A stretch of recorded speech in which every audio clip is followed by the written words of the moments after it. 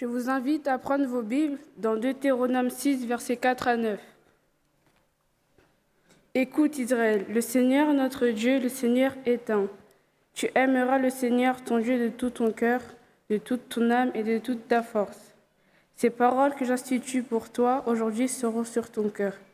Tu les inculqueras à tes fils et tu en parleras quand tu seras chez toi et quand tu seras en chemin, quand tu te coucheras et quand tu te lèveras.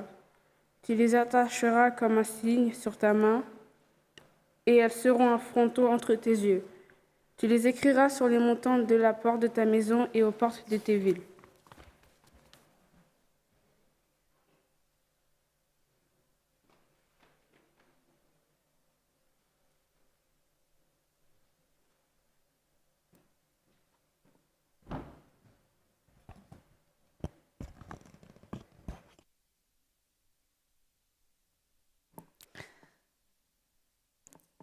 En tant qu'enfant, j'ai toujours aimé voir ma mère cuisiner. Elle cuisine très très bien, pour ceux qui ont déjà goûté. Du sucré, du salé, elle faisait plein de plats différents. Et je venais dans la cuisine, je restais assise à côté d'elle et je regardais toute cette magie qui se passait à ces moments-là. Et j'avais envie d'apprendre.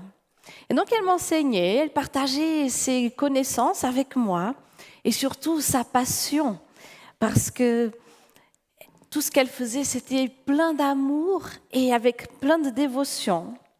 Et maman a pu me transmettre cela.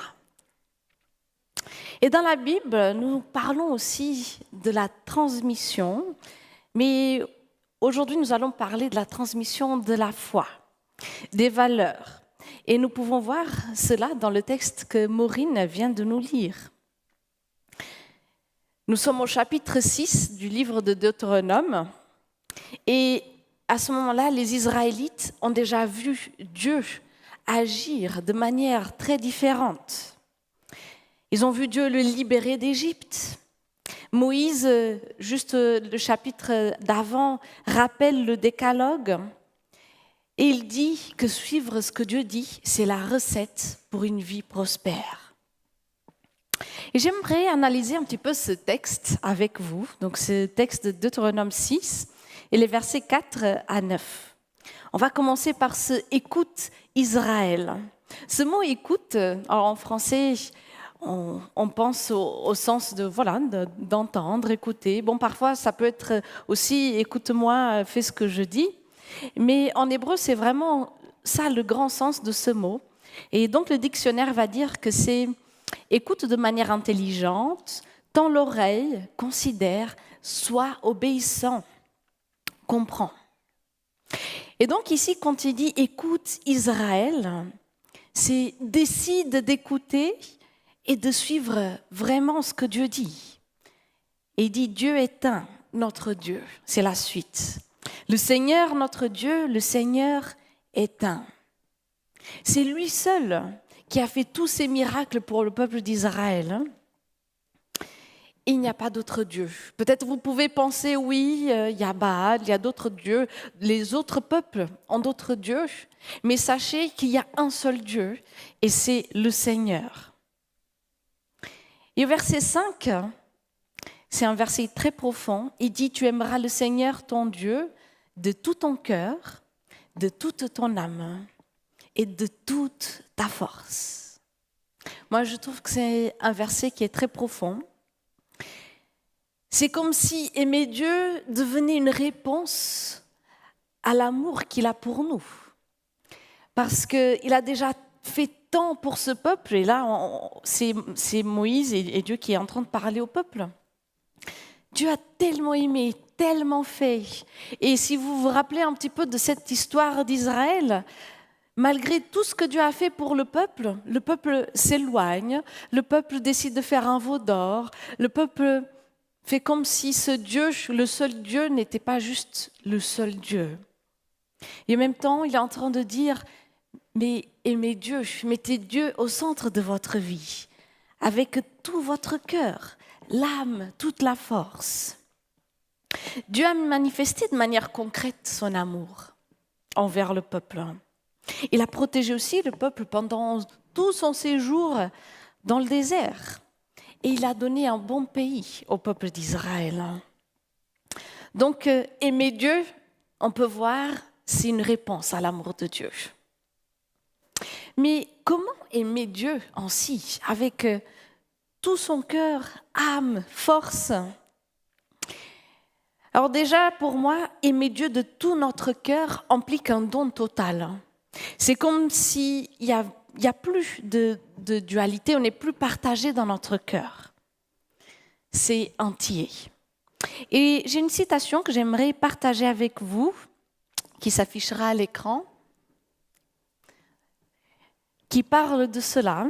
Alors, elle est un peu longue, mais je trouve qu'elle décrit très bien ce que j'aimerais transmettre. Elle dit « Le cœur est mentionné d'abord comme le siège des émotions en général et de l'amour en particulier. Puis vient l'âme comme centre de la personnalité de l'homme pour montrer que l'amour imprègne toute la conscience de soi. Et à cela s'ajoutent de toutes les forces, c'est-à-dire du corps et de l'âme. Aimer le Seigneur de tout son cœur, de toute son âme et de toute sa force est placé en tête comme le principe spirituel dont devait découler l'observation des commandements. C'est dans l'amour que devait se manifester la crainte de l'Éternel, l'écoute de ses commandements et l'observation de toute la loi. Et l'amour lui-même devait se manifester en marchant dans toutes les voies de l'Éternel. Donc ici, dans cette citation, nous voyons que l'amour, il va se transmettre aussi en nous. Ça nous transforme, ça fait en sorte que nous allons agir et vivre d'une manière différente. Au verset 6, il nous dit « Ces paroles que j'institue pour toi aujourd'hui seront sur ton cœur. » Ce texte nous dit qu'en tant qu'adultes, en tant qu'enfants de Dieu, nous avons besoin de faire ce cheminement avec le Seigneur. Nous avons besoin de décider d'obéir à ses lois parce que nous faisons confiance à ce Dieu que nous avons devant nous. Nous savons que c'est un Dieu d'amour, un Dieu qui libère, un Dieu qui veut notre bien. Et nous voulons tout simplement être avec lui. Les versets 7 à 9 vont nous dire « Tu les inculqueras à tes fils et tu en parleras quand tu seras chez toi et quand tu seras en chemin, quand tu te coucheras et quand tu te lèveras. Tu les attacheras comme un signe sur ta main et elles seront un fronteau entre tes yeux. Tu les écriras sur les montants de la porte de ta maison et aux portes de tes villes. » Tous ces signaux, c'est pour ne pas oublier. Nous, en tant qu'êtres humains, nous tendons à oublier parfois les promesses de Dieu, nos engagements. Et là, c'est une manière très concrète de se dire, je regarde et je n'oublie pas. Et je me rappelle sans arrêt de ce que Dieu a fait et de cet engagement que j'ai auprès de lui. Mais voilà, ce verset 7 qui dit « Tu les inculqueras à tes fils ». Et on parle le matin, le soir, quand on se couche, sur le chemin. Cela veut dire, dans cette logique du texte, que je marche avec mon Dieu, j'ai décidé d'obéir et d'être avec lui. Et puis, puisque je suis sur ce chemin, en fait, je décide de le partager aussi avec les enfants, avec la famille. J'ai envie de le faire. C'est quelque chose aussi qui devient naturel parce que ça brûle dans notre cœur, cet amour de Dieu. Et nous avons envie de le vivre en tant que famille et parents. Vous voyez, ce n'est pas juste un enseignement que nous allons transmettre aux enfants. Ça devient un style de vie, quelque chose que nous vivons tout simplement à la maison. Et oui, nous partageons des moments de culte plus spécifiques, mais la relation avec Dieu n'a pas d'heure. C'est quelque chose qui va transparaître. Alors la première question que j'ai envie qu'on se pose ce matin, déjà de manière individuelle, je l'ai transformée en 3 questions. à nous, aux parents et éducateurs, c'est est-ce que mon cœur appartient entièrement à Dieu? Est-ce qu'il y a ce côté de, avec tout mon cœur, toutes mes forces, est-ce que j'aime mon Dieu comme ça? Et après, une question suivante, c'est est-ce que Dieu est le centre de ma vie? Est-ce que ma relation avec lui est une priorité dans ma vie? Ce sont des questions que nous avons besoin de nous poser de temps en temps pour faire l'état des lieux de notre relation avec notre Dieu. Et il y a une autre chose que nous pouvons, à laquelle nous pouvons réfléchir, c'est que nous ne pouvons pas transmettre quelque chose que nous n'avons pas. Si je n'ai pas une relation avec Dieu, si Dieu est dans ma vie peut-être le samedi et puis le reste de la semaine, j'y pense un peu, mais rapidement, je me lève. Comment est-ce que je peux transmettre cet amour d'être avec Dieu aussi à mes enfants si cela ne fait pas partie de ma vie déjà tous les jours? En tout cas, maman, si elle n'aimait pas cuisiner, elle n'aurait pas pu me transmettre cet amour de la cuisine, cette passion qu'elle a. En tant que parent, et à chaque fois que je rencontre des parents, et même nos propres parents, on a pu le voir, ils ont envie de donner le mieux aux enfants, de pouvoir donner les meilleures écoles, penser aux professeurs, aux activités extrascolaires qui vont stimuler le côté intellectuel et physique des enfants et pouvoir les aider à grandir dans les meilleures conditions possibles. Ça, c'est les parents. Ils ont envie de tout donner pour leurs enfants. Et en même temps, parfois, il y a des choses que peut-être on oublie un peu en tant que parents. Parfois, les moments spirituels en famille. Et c'est une des choses les plus importantes pour le développement spirituel des enfants.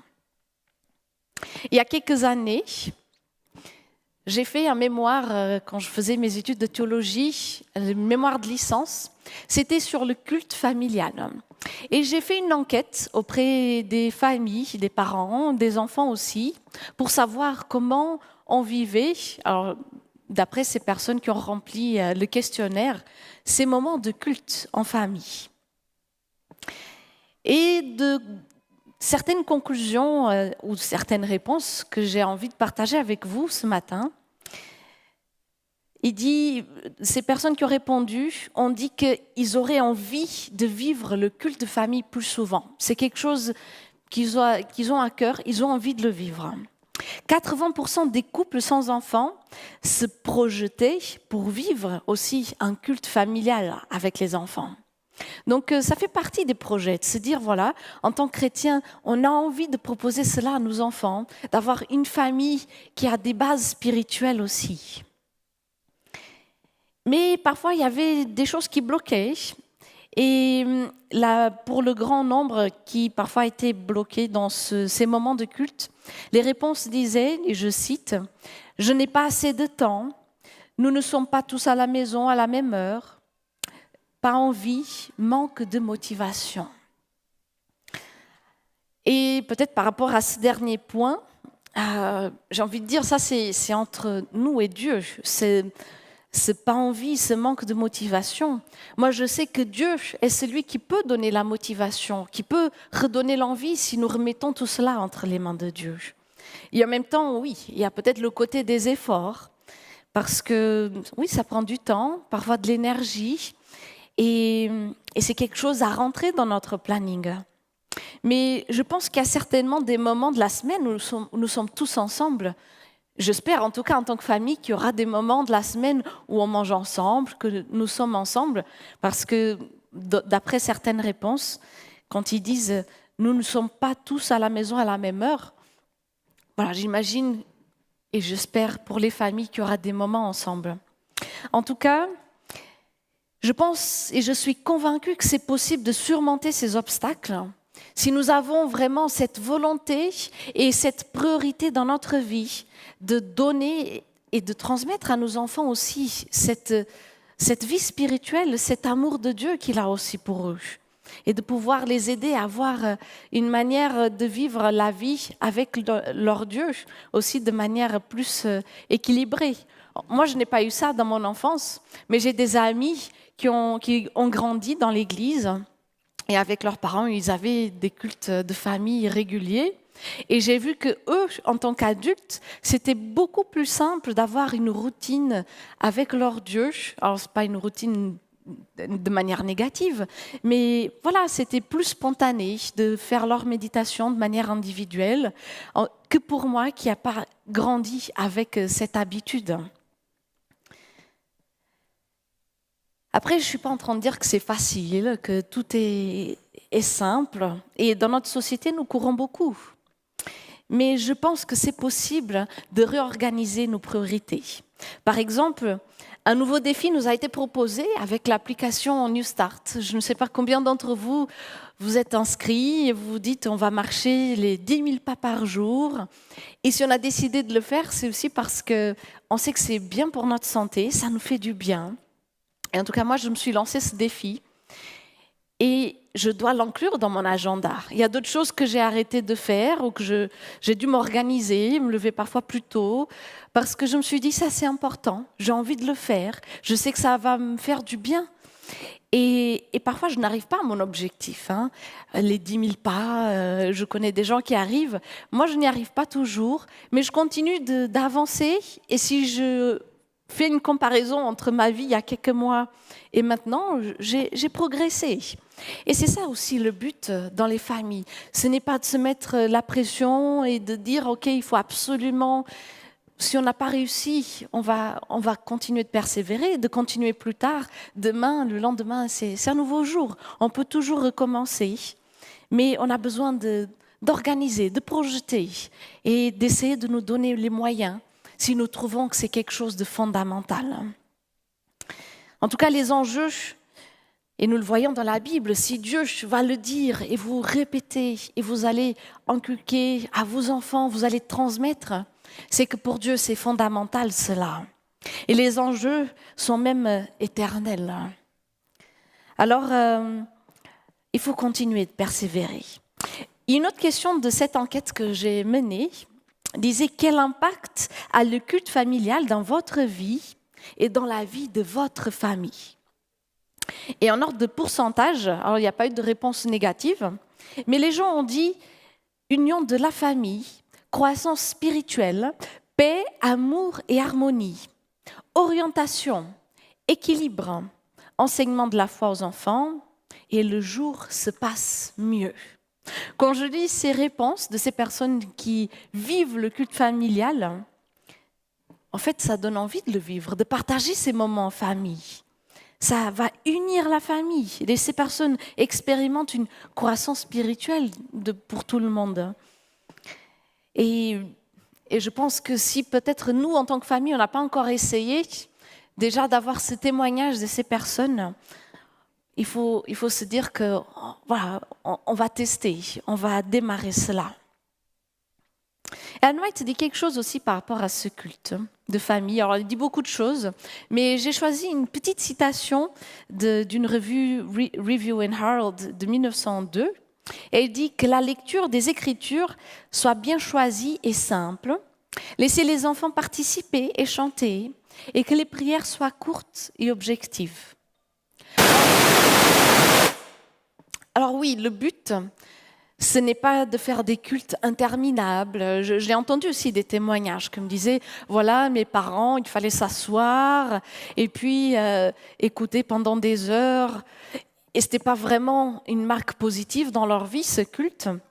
Mais le but, c'est de pouvoir adapter ces moments aux enfants, de faire en sorte que ce soit profond et en même temps que ce soit à leur niveau aussi. On ne veut pas qu'ils soient fatigués de vivre en culte, mais que ce soit quelque chose qui leur fasse du bien à leur vie spirituelle et selon l'âge qu'ils ont aussi. Et par exemple, à niveau de notre fédération, en France Sud, on a commencé à lancer des jeux bibliques pour pouvoir encourager aussi les familles à avoir des moments spirituels, mais qui sont en même temps amusants. Et le tout dernier qui est sorti, c'est sur les 10 commandements. Donc le but, c'est de se dire, OK, on va prendre ce temps en famille et pouvoir partager des moments qui sont aussi amusants, spirituels, qui édifient la famille. Et il y a plein d'outils disponibles aussi sur le site de notre fédération. Donc, si vous avez envie, vous pouvez aussi vous brancher pour trouver ces outils. Mais en tout cas, ce n'est pas que à la maison que c'est important. C'est important, très important de vivre ces moments à la maison de culte. Mais il y a aussi une autre partie importante, c'est le partage à l'église, être avec d'autres enfants, avoir la louange tous ensemble. Et l'autre jour, j'étais avec une amie et sa fille de 3 ans disait « j'ai envie d'aller à l'église, de chanter ». Et dans son cœur, voilà, elle poussait ses parents à venir à l'église parce qu'elle vit quelque chose dans sa foi de 3 ans et elle avait envie de partager cela avec les autres enfants. Et donc on voit que les enfants aussi, ils sont sensibles à la voix de Dieu et ils ont envie d'apprendre à le connaître aussi et de le faire à leur âge, bien sûr. En tout cas, ce sont des moments importants de partage spirituel. Et parfois, je sais que, en tant que parents, les parents sont aussi fatigués. Ils se disent, bon, on profite pour se reposer, parfois le samedi matin, et on vient au culte. Mais pensez aussi à vos enfants et à ces moments d'école du sabbat, parce qu'ils sont importants. Et ces animateurs qui préparent toutes ces leçons et l'école du sabbat pour pouvoir partager aussi la foi avec les enfants. Et d'ailleurs, j'aimerais remercier tous ces animateurs pour ce beau ministère. C'est pas toujours simple, mais c'est très beau de pouvoir partager ces moments avec les enfants. Or, soyez encouragés de pouvoir les amener, de pouvoir leur proposer ces moments. Et puis, on parle de cette transmission aux enfants, de ce partage. Mais peut-être qu'il y a d'autres parents qui sont ici ce matin et qui ne se sentent pas aussi concernés par ces paroles parce qu'ils ont déjà des enfants qui sont grands. Et peut-être ils ont des enfants qui ont décidé de quitter l'Église et ils sont préoccupés par cela. J'ai entendu beaucoup de parents se culpabiliser parce que les enfants n'étaient plus avec Dieu. Et ils se disent, mais qu'est-ce que j'ai fait? Qu'est-ce que j'aurais dû faire pour que cela ne se produise pas? Et ils se tracassent. Mais une chose est certaine, c'est que quand les enfants grandissent, ils font leur choix aussi. C'est comme nous, Dieu nous a créés libres et nous avons décidé de le suivre ou pas à un moment donné. Peut-être nos parents nous ont donné aussi, ils nous ont transmis la foi, mais à un moment donné, certains ont décidé, nos frères ou sœurs qui ne sont pas ici avec nous, peut-être ils ont décidé de prendre un autre chemin. Et les parents, peut-être ils ont fait tout ce qu'ils pouvaient. Alors d'autres, peut-être ils n'ont pas fait tout ce qu'ils pouvaient, mais maintenant, on n'a plus besoin de se centrer sur ça. Nous avons besoin de nous centrer sur Dieu, de confier tout cela à Dieu, parce que ce sont des choses que nous ne maîtrisons plus.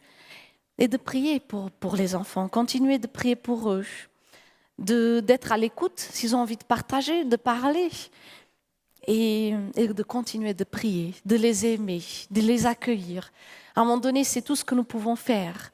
Et la prière, elle a beaucoup de puissance. Peut-être nous ne voyons pas des actions immédiates, une conversion immédiate que nous voulions de la part de ces enfants que nous avons élevés dans la foi. Mais Dieu entend les prières et Dieu travaille dans les cœurs. Donc il faut continuer de persévérer et de savoir que Dieu est un Dieu qui entend et qui peut encore agir dans la vie de ces personnes. En tout cas, voilà. Élever des enfants, être éducateur, ce n'est pas simple. Nous avons des défis et parfois, il y a aussi des parents qui sont célibataires et tout cela, ça rajoute des choses très difficiles. Mais le plus important, c'est de se rendre compte de l'importance de ce ministère, de se dire c'est important de vivre ces moments spirituels avec nos enfants, avec nos familles. Et de demander à Dieu peut-être de nous convaincre, alors, si nous ne sommes pas convaincus, que c'est important, que ça peut être déterminant pour l'avenir et pour la vie éternelle. J'aimerais que ce matin, nous puissions prendre une décision dans nos cœurs, à la lumière de Josué 24, 15, qui dit « Mais s'il ne vous plaît pas de servir le Seigneur, choisissez aujourd'hui qui vous voulez servir, ou les dieux que vos pères servaient de l'autre côté du fleuve, ou les dieux des Amorites dont vous habitez le pays. Mais moi et ma maison, nous servirons le Seigneur. » Amen. Que Dieu vous bénisse et vous fortifie.